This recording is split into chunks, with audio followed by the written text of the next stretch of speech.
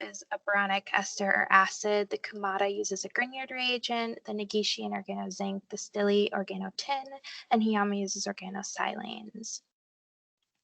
In terms of your functional group tolerance for these traditional couplings, they tend to be moderate to excellent depending on what organometallic reagent you're using. And these reactions have very high cross-selectivity because you're coupling an electrophile. And the main drawback to these reactions is having to preform your organometallic reagent. One way we can think of avoiding this is using two electrophiles, which the Ullmann reaction did in 1901 to form these symmetrical biaryls. They then extended the work to form the Cross-Ullmann reaction, which uses two different aryl electrophiles to form your unsymmetrical biaryls. In this reaction, though, the selectivity is achieved by coupling one highly activated substrate with one less reactive substrate. So you really have to engineer your substrates for this chemistry. Instead of looking at the substrates and engineering them, we can instead look at using two different metal centers to impart this high selectivity for these reactions. So a woman from our group, Laura Ackerman, in 2015, right when I was joining, the group produced this reaction where you're coupling it two aryl electrophiles. So you have an aryl halide and an aryl triflate. And it uses a nickel and palladium catalyst to form this unsymmetrical biaryl and a very high cross-selectivity. So for this reaction, the high cross-selectivity seen is because the nickel is selective for your aryl bromide, while your palladium is selective for your aryl triflate. Looking at the mechanism of this reaction, on your nickel cycle, starting with your nickel 0, you have oxidative addition of your aryl bromide to your nickel center, forming a nickel 2 intermediate. And on the palladium side, you have oxidative addition of your aryl triflate to your palladium 0 to form your palladium 2 intermediate. These then undergo transmetallation, where your aryls transmetallate on your palladium and reductively eliminate to give you your product and regenerate your palladium 0. And your nickel gets reduced by the zinc to generate your nickel 0 again. So for the first generation conditions which Laura produced, she did see very high cross-selectivity, but there was very high catalyst loading of your palladium, and they couldn't couple two electrons per substrate. So when I took on this project, I first looked at creating these second generation conditions, which I'll briefly go over today, and then go into more detail for the third generation conditions. So we first needed to address the high catalyst loading. So we screened a variety of palladium catalysts, and we were looking for something that would be highly soluble so we could use it to make a solution. And we settled on this palladium acetonitrile complex, which could be easily synthesized from the palladium chloride or refluxing acetonitrile, and it readily dissolved in DMF to make stock solutions. This allowed us to screen these reactions in a high throughput setting. Unfortunately, we were only able to lower the loading of the palladium. If we lowered the loading of the nickel, we observed slower reaction times and lower yields. Looking at the second generation conditions, we improved them by lowering the palladium loading and changing the catalyst to make this a high throughput screen, but we still couldn't couple electron poor substrate. So looking into the third generation conditions, we needed to develop optimized conditions that would be able to couple two electron deficient aryls.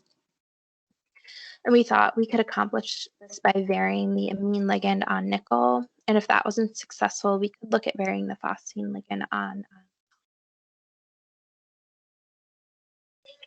the amine ligand screen. Under the second generation conditions, it used a bipyridine ligand, a simple bipyridine ligand, which achieved only 47% yield of your cross product. But upon moving to a more rigid tridentate scaffold, we saw large increases to 70%. Looking at other more bulky rigid bidentate ligands, the phenanthrene series, we did see slightly higher yields than what we saw with the simple bipyridine, but again, there was a drop in yield from the use of the terpyridine ligand. We also looked at removing our additives. So in the original conditions in second generation, we used potassium fluoride. And when we removed this from the reaction, we really didn't see an observed effect from the removal. So it didn't seem to have an added benefit for the coupling of two electron deficient aryls. We also looked at changing the phosphine ligand for the palladium. So previously we were using DPPP. And when we screened phosphines, a lot of them were very poor yielding, but we did see that DPPE was somewhat comparable. So we did a screen with DPPE with the new amine ligands for the nickel, but we found that it was very detrimental to catalysis. We also looked at lowering the temperature of this reaction. So we were able to maintain our high yields even at lower temperatures.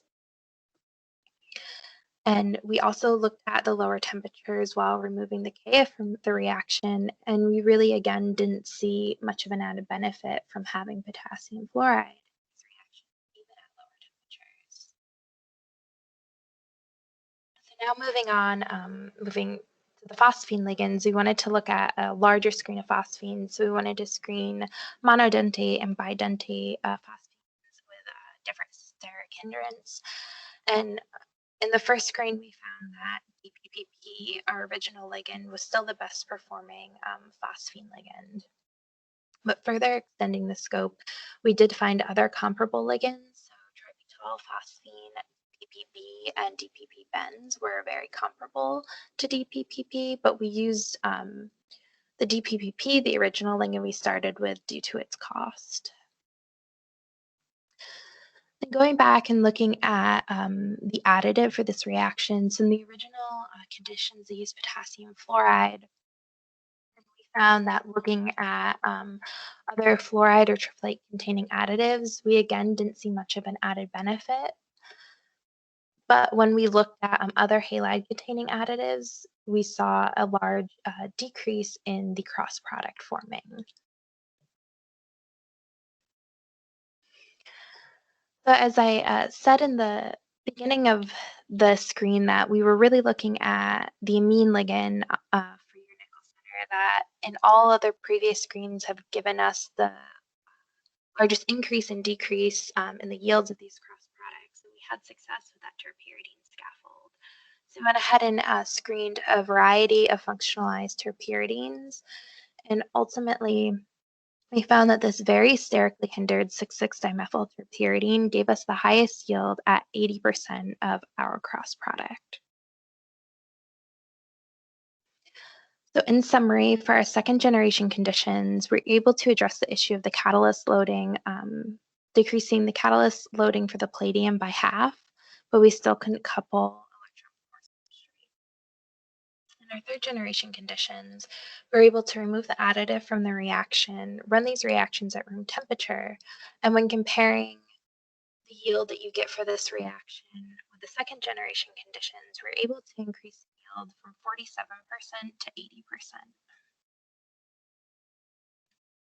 So it was at this time that my advisor left to the University of Wisconsin-Madison, and this work was being carried on by other graduate students that he acquired there, and they were working on extending the reaction to a couple of heterocycles, as well as developing a substrate scope for this chemistry. Moving on, my work in the Jones group, I'll first be telling you a little bit about the hydroboration work that I did with a copper hydroxide catalyst. So one of my lab mates from the Wykes group that moved down to Bill's group, Astrid Parsons, collaborated on this work with me. So we worked on a Markovnikov selective hydroboration of olefins catalyzed by a copper and heterocyclic carbene complex. Organoboron compounds are valuable synthetic intermediates used in a variety of organic transformation, and the utility of these compounds is best illustrated in the Suzuki-Miura Suzuki-Miura couplings are widely used in pharmaceuticals to form carbon-carbon bonds. So this makes the synthesis of these organoboron compounds very important. Looking at copper NHCs in hydroboration chemistry, it's a very, very large field, and the use of these simple copper salts and NHCs like Hoveda used are very common in the hydroboration of olefins. But these systems typically suffer from poor atom economies, and these systems are using B2 Pin 2 at 1.1 equivalents, but this gives you 2.2 equivalents of your boron, so you have a lot of waste.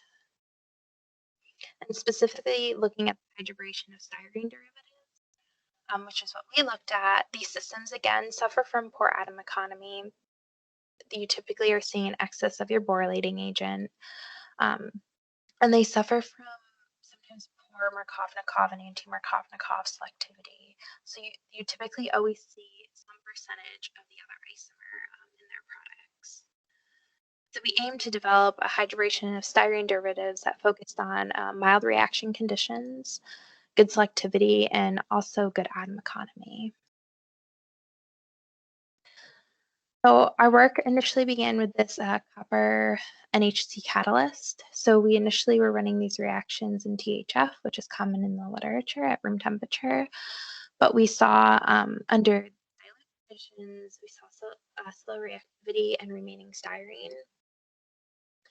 But when we removed our solvent and ran these neat, we saw a large increase in the yield to 96%, and we were able to decrease catalyst loading down to 0.5% and still see a high yield. But upon decreasing it any further, we saw a decrease in the yield. So for our substrate scope, this chemistry was able to tolerate electron withdrawing substituents and moderate yield. We did see an increase in yield for some substrates when we did use 1% of catalyst loading, which is denoted with B. Unfortunately, strongly donating substituents such as the methoxy showed a decrease in yield, and we could only ever increase the yield if we added excess borylating agent. And the system tolerated para and meta substitution in good yield, but ortho substitution was detrimental to catalysis. We were also able to extend the reaction to an acrylate as well as an internal alkene. And notably, for catalysis with our alpha methylstyrene, we didn't see any linear product. We also extended this reaction to alkynes. For the alkynes, we did see the opposite selectivity, so we were now making the linear product with the alkynes. And it worked for a variety of alkynes with different functionalization, but we did notice something that we hadn't seen with the alkenes is that when we have ortho substitution, it gave us a 50-50 mixture of the linear and branch products, which is something that we hadn't seen before. We were able to show the utility of this chemistry by scaling it up. So we were able to isolate the borylated phenylacetylene in 1.3 grams at a 96% yield.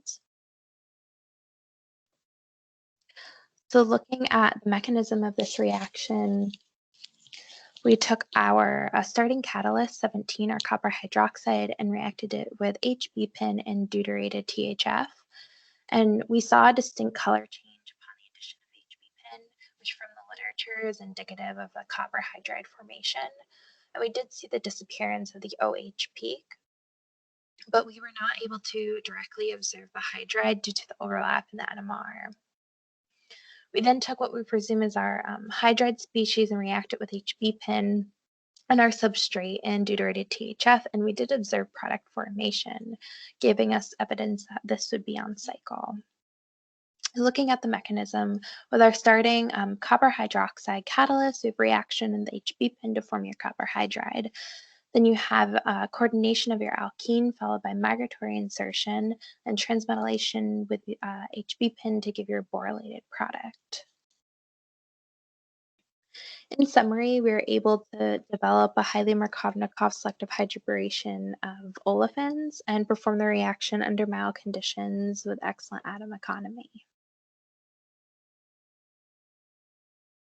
Moving on to my other work with Bill, this is the work I was doing right up until I had to defend and worked on upgrading ethanol to N-butanol via a ruthenium catalyst in aqueous media.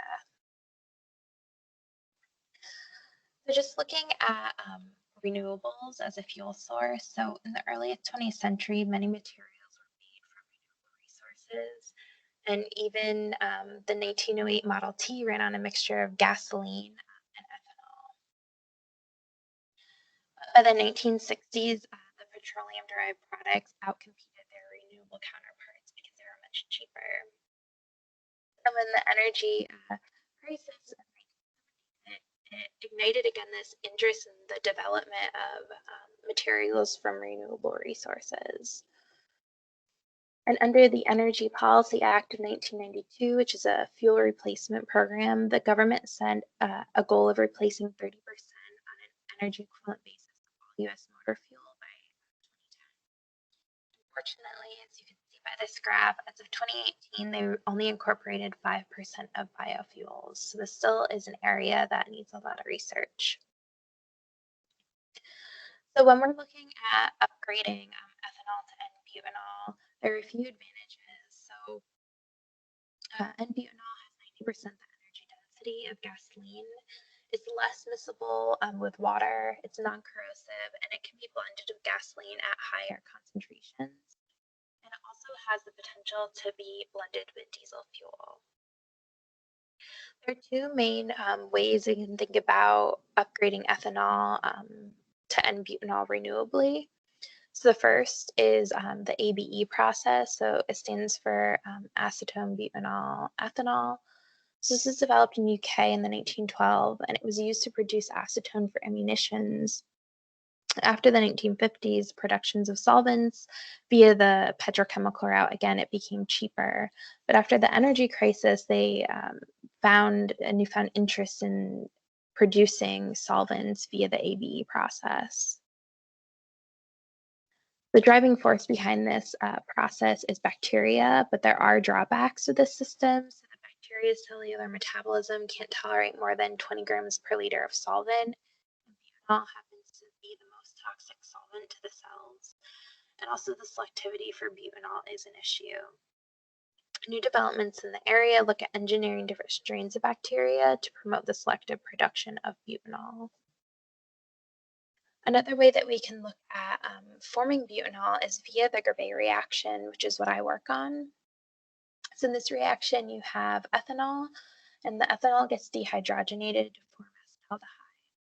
The acetaldehyde undergoes an aldol condensation to form crotonaldehyde, which then gets hydrogenated to form N-butanol.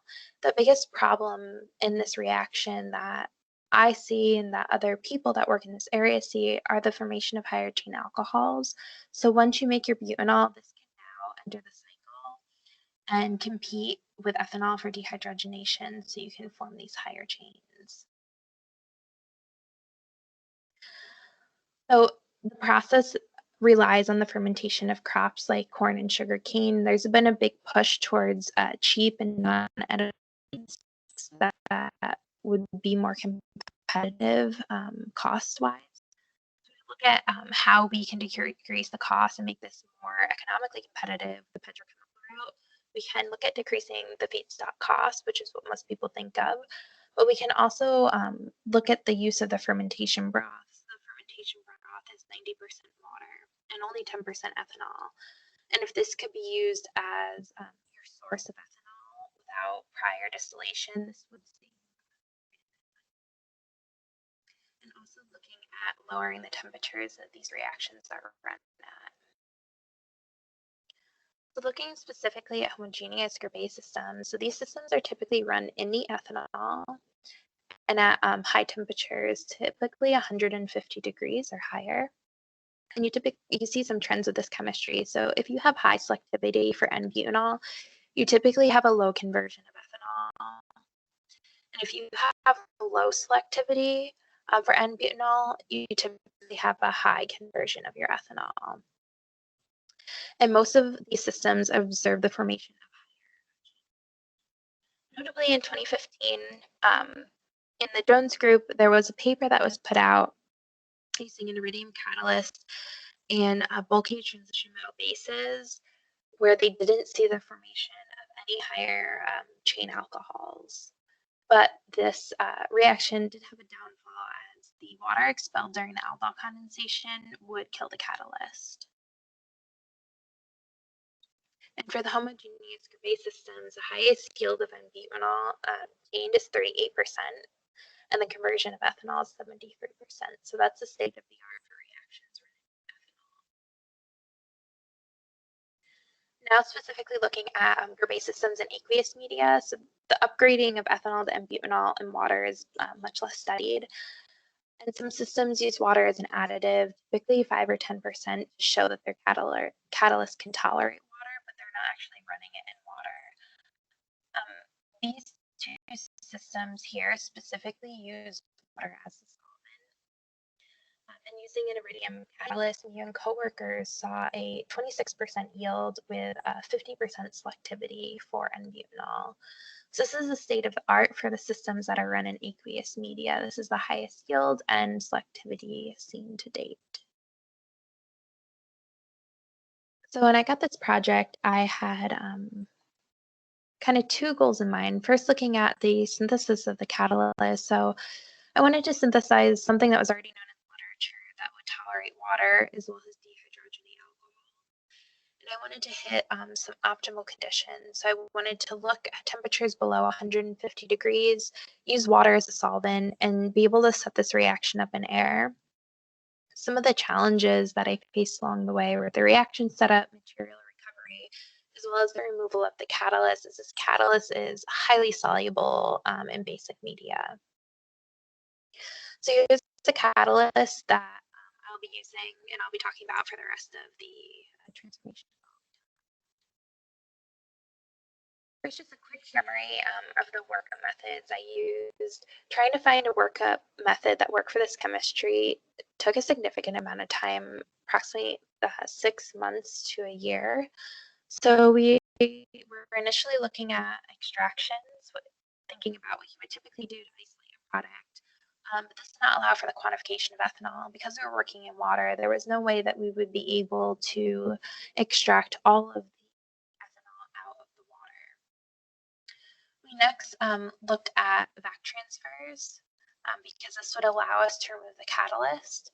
But unfortunately, we found artificially clean GC traces because we couldn't pull over the higher chain alcohols that we were forming. So we next, as a last resort, we're looking into, again, different filtration materials. I had tried a bunch of filtration materials previously that didn't work. So I had to go back to the drawing board, and we were looking for something that would remove the catalyst, but also allow for a full quantification of the substrates. So ultimately, we settled on this tandem filtration method. So we first use a neutral alumina plug. This does remove the base from the reaction, so we're able to run these samples on the GC. So we filter water through the neutral alumina plug that then goes directly into the reverse phase silica plug. And this reverse phase silica plug is able to remove the catalyst, but it does trap some of the alcohols. So we couldn't just use water. We needed to elute it like we were running a column. So we need to run a gradient of solvent from water to acetonitrile to push off all of the alcohols off of the silica. We also ran into a lot of problems with evaporation. So I worked these up in ethylene glycol dry ice bath, as well as having a septa with that was cored, so these pipettes would fit directly into it. And using a standard sample, we were able to show that we could recover 98% of ethanol and 97% of butanol that was put into this filtration system. So looking at catalysis with the ruthenium catalyst that I showed you in the beginning, we started this reaction by looking at KOH as a base, this transformation. And just to know, here I'm reporting ethanol recovered, and selectivity is reported in terms of butanol formed over the conversion of ethanol. We varied the catalyst loading and found that 1.5 mole% of catalyst gave us the highest yield, and we didn't see an added benefit from increasing the catalyst loading beyond 1.5%. And just to point out, we are looking at this reaction at 80 degrees. So as you can see from the table, we were forming higher chain alcohols, and I thought we could possibly curb the formation of these higher chain alcohols if we stopped the reaction earlier. So I thought that the butanol concentration would need to build up before it would become competitive with the dehydrogenation of ethanol. It turns out that was not the case. So even at early time points, we always saw some formation of higher chain alcohols. So looking at optimizing this reaction with potassium hydroxide, so far our best conditions gave us a 19% yield of N-butanol with a 56% selectivity. So still much lower than the best conditions reported for the iridium chemistry and aqueous media. So we looked at diluting this reaction. So here you can see the water to ethanol ratio. So we want to approach a 90-10 ratio. And we saw a steady decrease in yield upon the dilution of this reactions. And we didn't observe any added benefit from extending the reaction at those more diluted conditions. And upon further dilution to the aforementioned feedstock ratio, we got very low yields, and they were comparable to other dilution ratios as seen here. When looking at these reactions, we observed that the catalyst to base ratio was really important. Increasing the catalyst without increasing the base did not result in higher yields. So if you're looking at entries 5 and 6. But if we did increase both the catalyst and base loading at the same time, we did observe an increase in yield to 60% in butanol at our most dilute conditions. Looking at an inorganic base screen for the hydroxide series of bases, we observed that sodium hydroxide comparable yields to potassium hydroxide, but we did see a sharp decrease in the yield of sodium hydroxide. We also observed a decrease in yield from our base conditions in entry 1 using sodium ethoxide and sodium ethoxide. Using sodium acetate, a weak base showed no dehydrogenation of our ethanol. And we did see our best yields with the use of strong bases, such as potassium hydroxide, terbutoxide, and potassium terbutoxide. And we decided to move forward with potassium terbutoxide as it gave us the highest yield, the highest selectivity for this reaction. So looking at optimizing this reaction with potassium terbutoxide, we saw no added benefit from looking again at extended reaction times. We'd actually see a decrease in the yield of your N-butanol. We did observe an increase in yield when increasing the catalyst loading and base loading simultaneously for this reaction. So looking at 27 and 28% of N-butanol. So for our more concentrated conditions using 0.3 mils of water, we optimized with 2 mol% catalyst, 60 mol% base, achieving a 28% yield of N-butanol with a 57% selectivity. So we did want to push this reaction a little bit further and look at our more dilute conditions using 0.58 mils of water. And we did initially observe a decrease in the yield of this reaction. Ultimately, we were able to achieve a 20% yield of N-butanol with a 48% selectivity, so lower yield and selectivity, and we did have to increase both the catalyst and base loading. But we do see catalysis at these very dilute conditions. We also looked into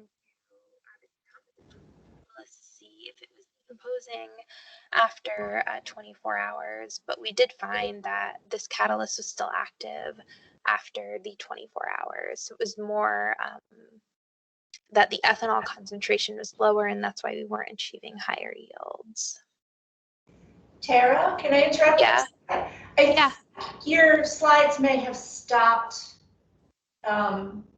forwarding, but I'm not sure. So right now I'm seeing slide 50. Oh, okay. Yeah, I'm on 56. That's so odd. So let's see. Can maybe try stop sharing and then reshare? Okay. I'm sorry about that. I had no idea. Oh, no, that's not you, it's Teams.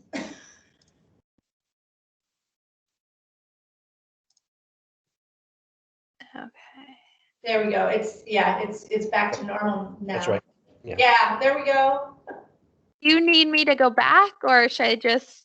Actually, just forward through them a little, you know, before you start talking again, then we'll be able to see. Because I was able to follow. I was just like, that's not matching what I'm seeing. So it was clear what was going on. Okay. Yeah, it was clear. It was just that the visual wasn't matching, and yeah. Okay. There we go.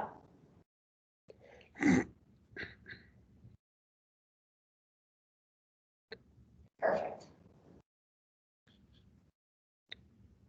All right. You made it to the end.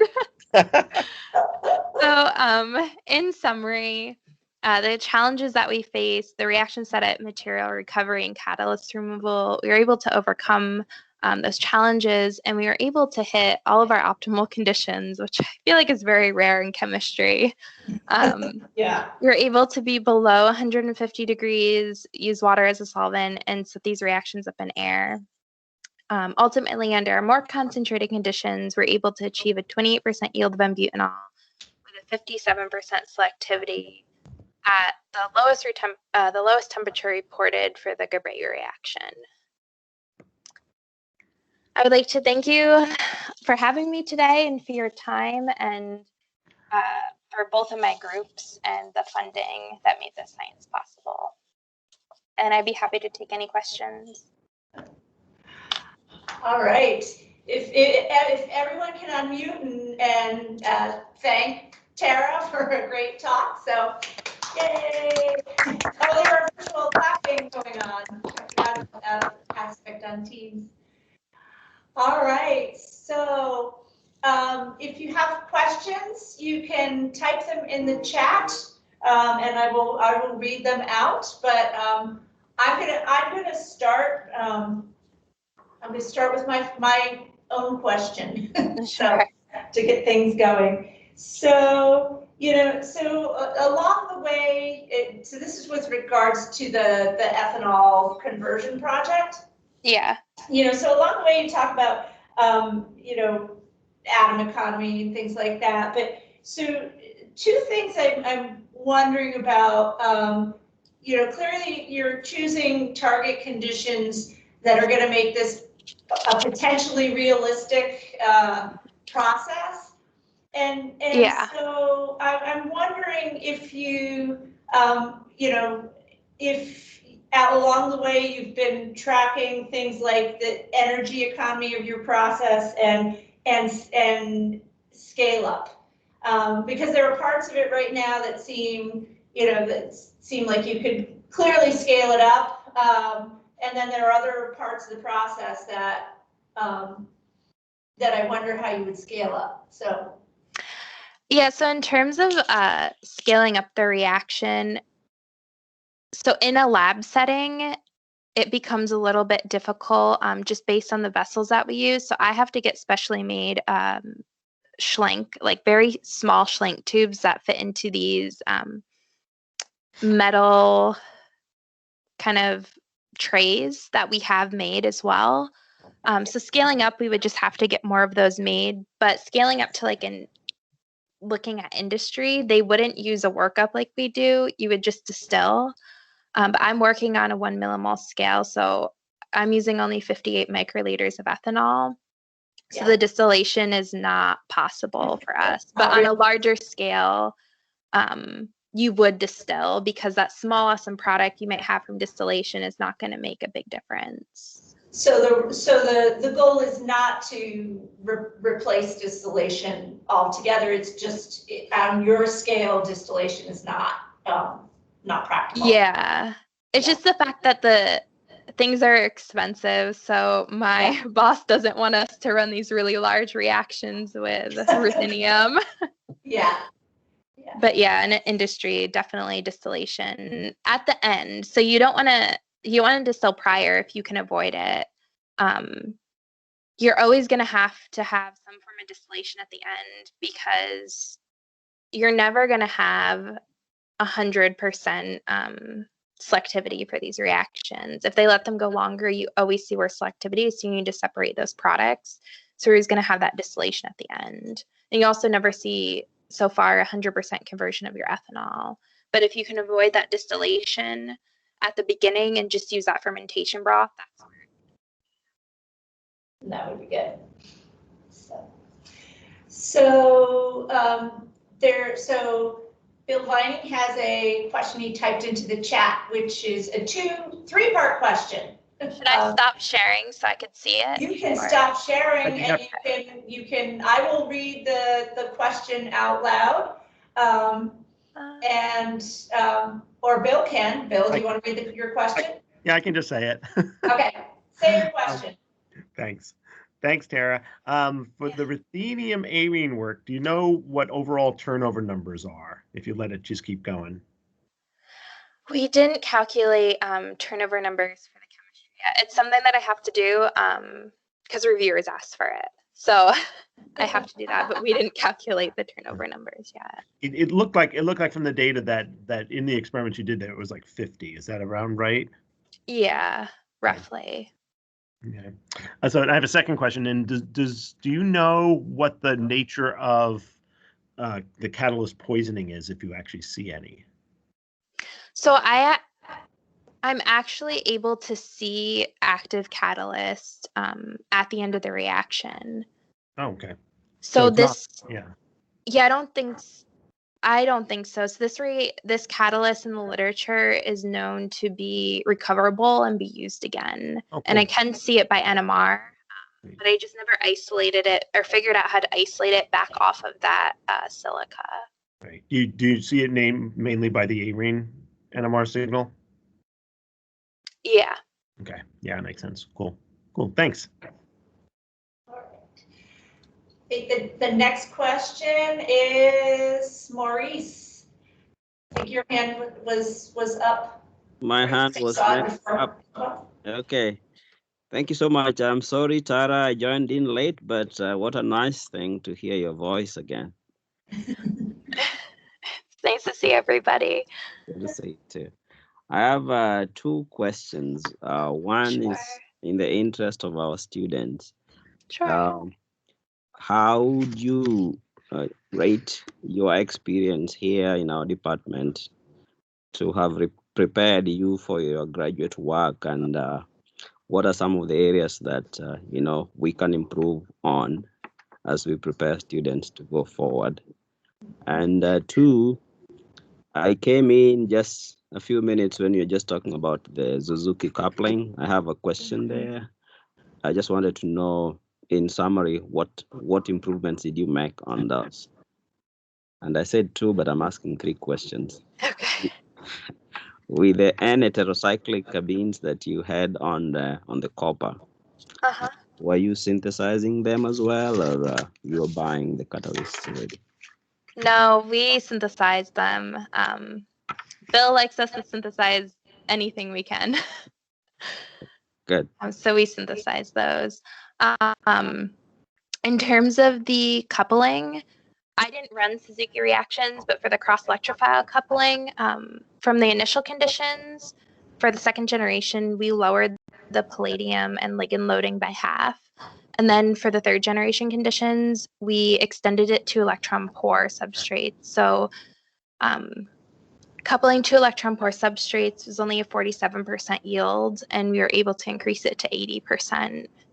We were specifically looking at those because Dan had pharmaceutical companies that were interested in using Laura's original work, but it had some limitations for coupling electron pore and also heterocycles. I didn't get to work on the heterocycles, but that's something that's ongoing in the group right now. In terms of the education, I loved being at SUNY Oneonta and going to Rochester and talking to other graduate students. I think the professor-student interaction that we're able to have at Oneonta, because it's a bit smaller, is invaluable, and a lot of other students didn't get that. I know, at least for me, I was always in office hours asking questions if I didn't know the answer. And I couldn't imagine having it another way. I know, so I had actually transferred to Oneonta, and that wasn't my experience at the other school I went to. And I think if I'd stayed there, I wouldn't have been prepared. Thank you. All right. Next question is Antoine, Dr. Blanc. Hi. So it's not my specialty, organometallic at all. But did you say, so first, how did you know you're using NMR to make sure to quantify the amount of catalyst left over? So we never quantified the amount of catalyst, but we looked to see if we could see the active catalyst still in the NMR. So how do you know from the start how much NMR left, how much catalyst left? You know, it's 100% catalyst that is active, 50%, 20%? You could do quantitative NMR to figure that out. We didn't. Okay, because we just looked to see if there was still catalyst remaining, and if that's why we couldn't get higher yields if there was catalyst decomp. So when I know you. Sorry. No, go ahead. No, go ahead, please. Sorry. In some reactions in the GC, you do see some evidence of some decomposition when you lose the p-SIME ligand from the metal catalyst, but we are able, when you look at the NMR of the catalyst by itself, pure, and then look at the reaction NMRs in deuterated water, you are able to see that still some active form of the catalyst. I see. And then when you were doubling the amount of catalyst, you had higher yield. Is it because the rate was increased, so it was higher yield for the same period of time? So I think, yeah, you get over the same period of time, you get an increase, I assume, in the rate of the reaction. Because I monitored them over the same period, and you see an increase in yield. And this catalyst is just not very robust at low loadings. Okay. And so is the ligand protect the catalyst from oxygen oxidation? So I run these are open to air, so we don't have any issues running. So did you try it without without oxygen, degassing the solution and everything? Yep, you can run it excluding oxygen, and it's fine. I would set these up in the glove box. So if I wasn't using, or if I was excluding air, I would use freeze pump thawed ethanol, and I would add the water outside of the glove box and freeze pump thaw as well, and use freeze pump thawed water. But you don't see a difference in catalysis. Oh, okay, you don't see that. Okay. No. And that's an idea for. I was just wondering. I don't think it will work, but like in your cross-linking, like when you have two catalysts, like your palladium and your copper. Is anyone thought about? I looked quickly on Google, didn't find anything. Must be a good reason for that. No one's trying it. But is anyone trying to put a long, let's say, peg or whatever linker between the two ligands? So then the two ligands have the two catalysts next to each other. It's like a big one molecule. So then your coupling is intramolecular. I'm not sure. It's definitely something that we haven't thought about. Okay. All right. Thank you. The presentation was very good and informative. So thanks. Thank you. All right. So Tara, you've now met Dr. Blanc, who's one of the new faculty members we've hired after you graduated. And now the last question is from Dr. Angela Miguez, who is another new faculty member that we hired since your graduation. So Angela, fire away. Hi, Tara. Good talk. Nice to meet a former student. It's really nice. Now a doctor, so that's awesome. I was just, I don't know. I don't know if I just kind of lost track there, or if it was where your slides froze. I was just wondering, like if you could kind of, if you have an idea of what's going on between your catalyst and the molecule kind of on a more atomic scale. Like, do you have any insight into the mechanism? Like, how does this ruthenium complex work to catalyze the reaction when we, you know what I mean? Yeah. So in the literature for the group chemistry, everybody just does the very simple mechanism that I showed you. I have thought about it, and I can pull up my slides and show you at least my thoughts on it. I'm not sure if it's 100% correct, but I'm not interested. Yeah, that'd be great. I'm not correct. I just want to know how you think it might be working. A lot of the times these things work and we don't have that kind of atomic level detail. I do computer modeling, which is why I'm kind of asking this question. Oh yeah, not a problem. I'm not fine. Where is the share again? So for me, it's up at the top of the screen, top right, but wherever the bar has the little icons is, and then it's the rectangle with the arrow. Are you seeing my screen now? Not yet. Yeah. Almost. Oh, that means it's on the way. Yeah, this kind of stuff is just like always happening to me in Teams. Can you see it now? Nope. Yeah. Oh, okay. Let me stop the share.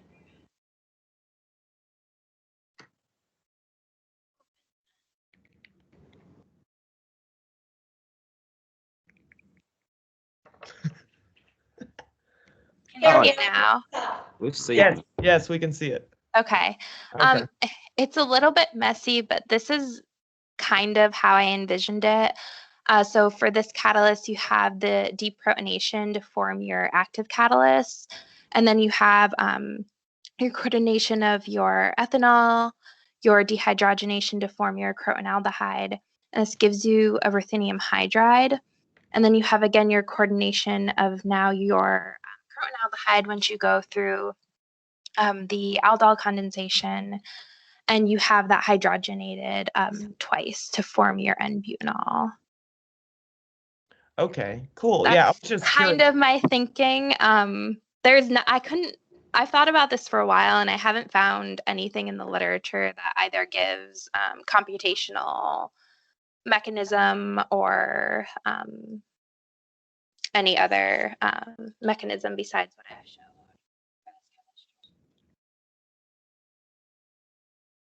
Wait, I think your volume went like whoop down. Oh, can you hear me? Now I can. Oh, Sorry. okay, I'm sorry. Having a lot of technical difficulties apparently. Don't sweat it. But this is what I have envisioned for the chemistry and how this catalyst works and how the ligand plays a role in the chemistry. Sorry. Go ahead. Does anybody in this area ever kind of invoke the idea of ring slippage? Because for some organometallic compounds that have an arene on them, the arene will go from a 6-electron donor to slide sideways and become a 4-electron donor, opening up a coordination site. Does that? Huh. It might not. Yeah. I haven't seen anybody invoke any mechanism besides just showing ethanol to acetaldehyde, crotonaldehyde, and no details. That's what everybody for this chemistry shows. Yeah. So I haven't seen any mechanistic investigation into it. No, this is very interesting. Thank you. I'm glad we're recording the talk because I'm interested in possibly modeling this process in zeolite. So I would like to see this mechanism that came out of your mind. Thank you. No problem. Thank you. All right. Oh, and last but not least, Dr. Geisler, you have a question. Hi, Hi, everybody. Micah. Hi, Tara. Actually, I don't. Hey. I'm easy. I don't have a question. I just want to say thanks for giving the presentation. And boy, you work quite a bit of topics there. Yeah. Switching groups will do that to you. Mhm. Yeah, I was thinking, So which child is your favorite? I'm What? sorry. Which of the projects was your favorite? Definitely the Gerbe chemistry. It was by far the most challenging. Like the hang up of that work, it was working and we could see the yield of n-butanol and the GC and calculate it, but the hang up was getting the quantification of the ethanol, which took about 6 months to a year. Wow. I would quantify something and my boss would be like, I don't like it done that way. Let's figure out something else. And he wanted the ethanol quantified, and he's very particular about it. But in the end, it worked out with a very convoluted workup method. That's great. But nevertheless, very nice work, Tara. And I'm Thank you. glad you did the job. And it's great to see you or to hear you. Yeah. All right. So we are recording this, and I'll make it available to all of our students. For those who couldn't make it today, but so do you have any advice for students who are thinking of graduate school, in terms of whether to consider it, or what your own experience was, during the application process, finding a graduate school, whatever advice you would want to give? Well, I think for the application, so I was interested in inorganic chemistry. So Dr. Vining helped me a lot with looking at schools. And I think one of the most important things is looking at a school that had more than one person you were interested in. So Rochester had, I think at the time, 3 inorganic faculty members. And I could see myself working in multiple groups. I ended up joining an organic group. That was Dan's was an organic group, and I was one of his inorganic students.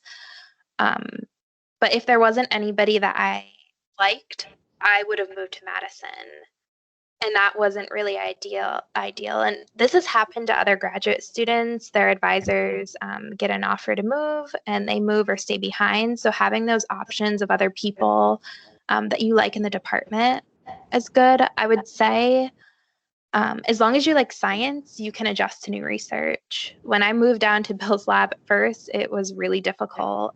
The research was very different. There were a lot of techniques I didn't know. And starting over was very daunting. But then once I started the research, I got to like the new science. Yeah. So you learn to like the science that you're doing. I would definitely say to consider graduate school because it's just such a great opportunity. You get paid to get an education, which is absolutely amazing. If you decide that 2 years in, you don't want to get your PhD, that's fine. And you could get your master's and you're still not paying, as long as you go into their PhD program, which a lot of students don't know, at least at the University of Rochester, the undergrads didn't know that. So I definitely say apply to the PhD program, even if you're not sure if you want to get your PhD. Because there are a lot of students in every year that decide it's just not for them, and they get their master's, and they're very happy with that. Also, if you really like the environment at Oneonta, that's something really important to look at when going to graduate school. So I would say the University of Rochester is very similar to the environment at Oneonta, and I really like that. All of the students collaborate with each other. I would go to the 4th floor for help with chemistry. The 4th floor would come down and we would help them with their sensitive chemistry. So everybody is willing to work together, and the faculty, their doors are always open, just like at Oneonta. When I went to visit Madison, it wasn't like that. And that's one of the reasons I decided to stay at the University of Rochester. It's a little bit more of a competitive environment, and there wasn't as much sharing of chemicals or equipment or knowledge, at least not compared to Rochester. But having a son who's a student at Rochester, it's nice to hear that it's a good environment. Yeah, I really did enjoy it. Grad school is hard wherever, any place you go. It's going to be difficult. In a pandemic, it was very difficult, but you find things to enjoy about grad school. You learn a lot. And if anybody has questions, they're welcome to email me, and I can answer any questions about grad school or applying. Well, thank you so much, Tara. It's so good to see you and hear your voice again. We miss having you around the department, and I want you to see the new building. I can't wait to visit it once COVID calms down. Yeah, you had to endure the difficult years, starting in a crappy old building, and then finishing when we were, spread all over campus, teaching in labs and biology's department and in, human ecology and everything. So, so it's really nice to have you back, and it's pretty exciting to see all the really cool things you did. Thank you. Graduate school. So good luck on Monday. You're probably going to have a week of company trainings before you get to do anything in the lab. Yes. A lot of training. Tara, where are you working then? In Rensselaer or? Yeah, at Regeneron. Yeah. So I start on Monday. Where are they located? Are they in Rensselaer located or? Yeah, they're in Rensselaer. Okay. So you're moving to the Capital District? Yeah, I've been here for about 2 months because my fiance got a job before I did. He got a job back in the fall at AMRI in their plant in Rensselaer. So we moved back here, and then I finished up my thesis in January and then started job hunting. Okay, cool. I hope everything works out for you. Thank you. Yeah. So, yeah, COVID notwithstanding, I'm glad that things have gone so smoothly. You've got a great job. Your fiance's got a great job. You're not in opposite ends of the state. Yeah, that was.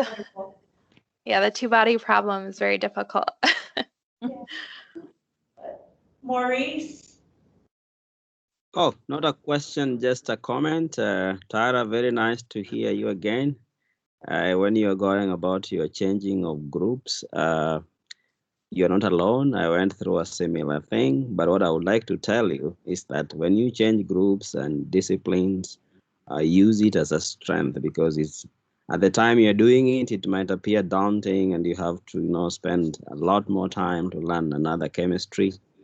But it's a strength. You're gonna have something that many people just go on a linear path would not have. So use it as a strength, and all the best. Thank you. Yeah. All right, everybody. Thanks for coming, and thank you again, Tara. Thank you for having me. Thanks, Tara. It was great. Bye-bye. Hey, Emily, did you get to Emily, thanks for sending me things. Hello, yes. I'm hoping you got that. I did. Thank you. Awesome. Very timely. Thank you. Yeah, I just got out of school, so you got me at the right time. How are the students? Mostly virtual, so I don't see them much. I see gray boxes on a computer screen. And it depends on the day. They have a lot of engagement, and some days they don't really talk to me. It's like pulling teeth. So it's been good, and there's been some ups and downs, but overall it's been good. Good. Okay. Do you have to go back to school in person in the fall then, or is Where I'm at